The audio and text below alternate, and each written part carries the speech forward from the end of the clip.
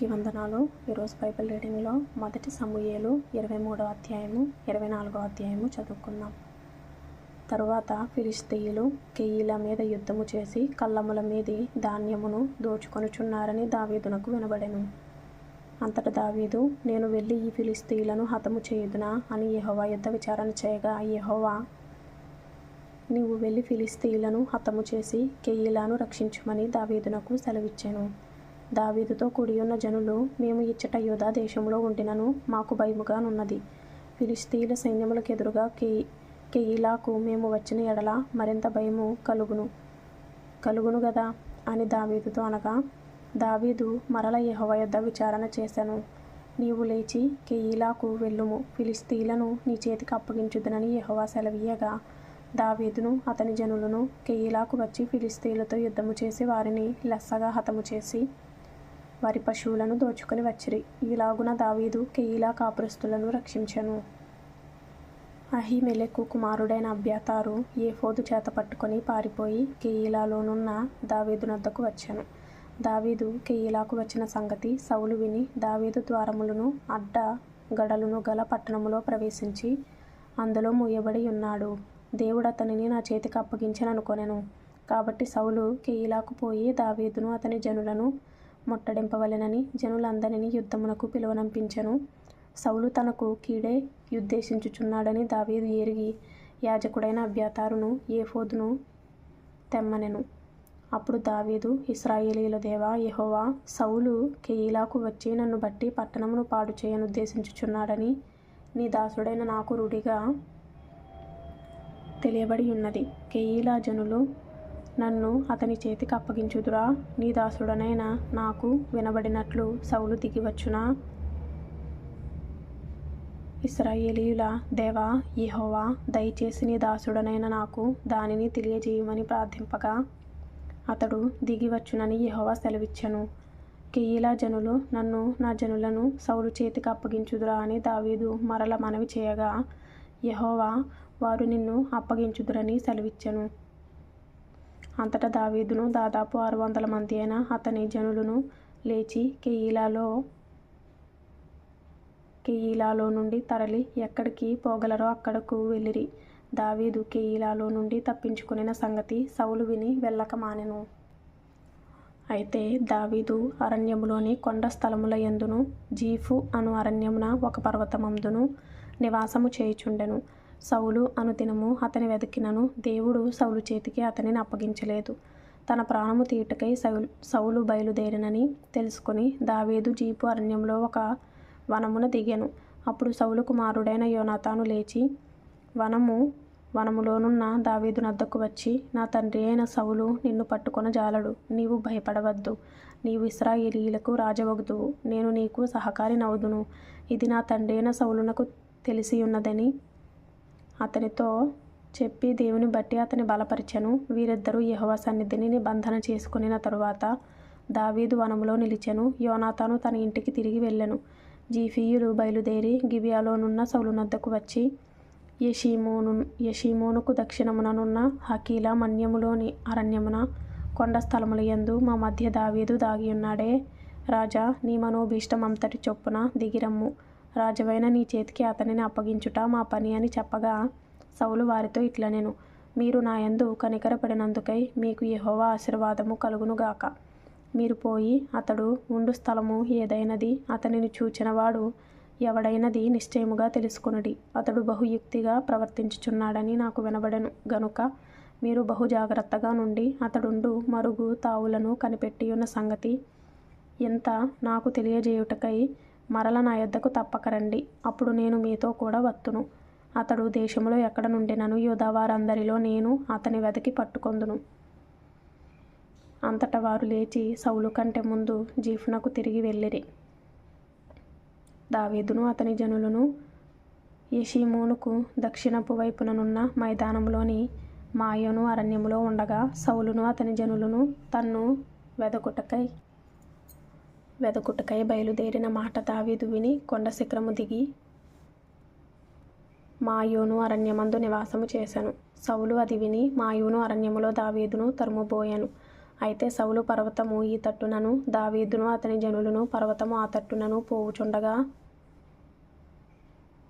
దావీదు సౌలు దగ్గర నుండి తప్పించుకొని పోవలెనని త్వరపడుచుండెను. సౌలును అతని జనులను దావీదును అతని జనులను పట్టుకొనవలెనని వారిని చుట్టుకొనుచుండిరి. ఇట్లుండగా దూత ఒకడు సౌలునొద్దకు వచ్చి, నీవు త్వరగా రమ్ము, ఫిలిష్తీయులు దండెత్తి వచ్చి దేశములో చొరబడి ఉన్నారని చెప్పగా, సౌలు దావీదును తరుముట మాని వెనుకకు తిరిగి ఫిలిష్తీయులను ఎదుర్కొనబోయెను. కాబట్టి సెలహమ్మ లెకోతు అని ఆ స్థలమునకు పేరు పెట్టబడెను, అనగా భయ విముక్తి సెల అని కింద నోట్లో రాయబడి ఉంది. తర్వాత దావీదు అక్కడ నుండి పోయి ఏన్గెదీకి వచ్చి కొండ స్థలములలో నివాసము చేయుచుండెను. తరువాత 1 సమూయేలు 24వ అధ్యాయం కూడా చదువుకుందాం. సౌలు ఫిలిష్తీయులను తరుముట మాని తిరిగి రాగా దావీదు ఏన్గెదీ అరణ్యమందున్నాడని అతనికి వర్తమానము వచ్చెను. అప్పుడు సౌలు ఇశ్రాయేలీయులందరిలో నుండి 3000 మందిని ఏర్పరచుకుని వచ్చి కొండ మేకలకు వాసములగు శిలాపర్వతముల మీద దావీదును అతని జనులను వెదకుటకై బయలుదేరెను. మార్గముననున్న గొర్రెల దొడ్లకు అతడు రాగా అక్కడ గుహ ఒకటి కనబడెను. అందులో సౌలు శంఖానివర్తికి పోగా దావీదును అతని జనులను ఆ గుహ లోపలి భాగములలో ఉండిరి. గనుక దావీదు జనులు, ఇదిగో నీ దృష్టికి ఏది మంచిదో అది నీవు అతనికి చేయునట్లు నీ శత్రువుని నీ చేతికి అప్పగింతునని యెహోవా నీతో చెప్పిన దినము వచ్చినని అతనితో అనగా, దావీదు లేచి వచ్చి సౌలునకు తెలియకుండా అతని పై వస్త్రపు చెంగును కోసెను.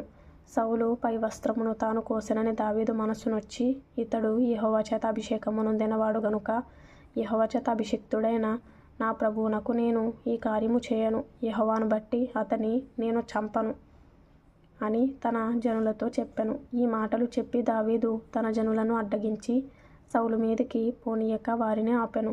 తరువాత సౌలు లేచి గుహలో నుండి బయలు వెళ్ళి మార్గమున పోయెను. అప్పుడు దావీదు లేచి గుహలో నుండి బయలు వెళ్ళి, నా ఏలినవాడా రాజా అని సౌలు వెనుక నుండి కేకవేయగా సౌలు వెనుక చూచెను. దావీదు నేల సాష్టాంగపడి నమస్కారము చేసి సౌలుతో ఇట్లనెను, దావీదు నీకు కీడు చేయనుద్దేశించుచున్నాడని జనులు చెప్పిన మాటలు నీవెందుకు వినుచున్నావు? ఆలోచించుము. ఈ దినమున యెహోవా నిన్ను ఎలాగూ గుహలో నా చేతికి అప్పగించెను అది నీ కండ్లారా చూచితివే. కొందరు నిన్ను చంపుమని నాతో చెప్పినను నేను నీ యందు కనికరించి, ఇతడు యెహోవా చేత అభిషేకము నొందినవాడు గనుక నా ఏలినవాని చంపనని నేను చెప్పితిని. నా తండ్రి చూడుము, ఇదిగో చూడుము, నిన్ను చంపక నీ వస్త్రపు చెంగు మాత్రమే కోసితిని గనుక నా వలన నీకు కీడు ఎంత మాత్రమును రాదనియు నాలో తప్పిదము ఎంత మాత్రమును లేదనియు నీవు తెలుసుకొనవచ్చును. నీ విషయమై నేను ఏ పాపమును చేయని వాడనై ఉండగా నీవు నా ప్రాణము తీయవలెనని నన్ను తరుముచున్నావు. నీకును నాకును మధ్య యెహోవా న్యాయము తీర్చును. యెహోవా నా విషయమై పగ తీర్చును గాని నేను నిన్ను చంపను. పూర్వీకులు సామ్యము చెప్పినట్టు దుష్టుల చేతనే దౌష్ట్యము పుట్టును గాని నేను నిన్ను చంపను. ఇశ్రాయేలీయుల రాజు ఎవని పట్టుకొన బయలుదేరి వచ్చియున్నాడు? ఏ పాటి వానిని తరుముచున్నాడు? చచ్చిన కుక్కను గదా, మిన్నల్లిని గదా. యెహోవా నీకును నాకును మధ్య న్యాయాధిపతి అయి తీర్పు తీర్చునుగాక. ఆయనే సంగతి విచారించి నా పక్షమున వ్యాజ్యమాడి నీ వశము కాకుండా నన్ను నిర్దోషినిగా తీర్చునుగాక. దావీదు ఈ మాటలు సౌలుతో మాట్లాడి చాలింపగా సౌలు, దావీదా నాయనా, ఈ పలుకు నీదేనా అని బిగ్గరగా ఏడ్చి దావీదుతో ఇట్లనెను, యెహోవా నన్ను నీ చేతికి అప్పగింపగా నన్ను చంపక విడిచినందుకు ఈ దినమున నీవు నా అపకారమునకు ఉపకారము చేసిన వాడవై నా ఎడల నీకున్న ఉపకార బుద్ధిని వెల్లడి చేసేతివి గనుక నీవు నాకంటే నీతిపరుడువు. ఒకనికి తన శత్రువు దొరికిన ఎడల మేలు చేసి పంపివేయునా? ఈ దినమున నీవు నాకు చేసిన దానిని బట్టి యెహోవా ప్రతిగా నీకు మేలు చేయునుగాక.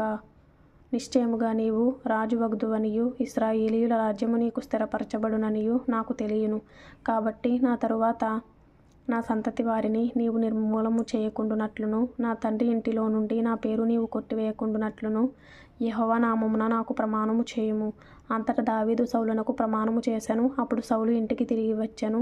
అయితే దావీదును అతని జనులను తమ కొండ స్థలములకు వెళ్ళిపోయిరి. ఆమేన్. మొదటి సమూయేలు 24వ అధ్యాయము 13వ వచనంలో ఇంపార్టెంట్ అయిన మాట, పూర్వీకులు సామ్యము చెప్పినట్లు దుష్టుల చేతనే దౌష్ట్యము పుట్టును గాని నేను నిన్ను చంపను అనే మాట ఇంపార్టెంట్గా అనిపించింది.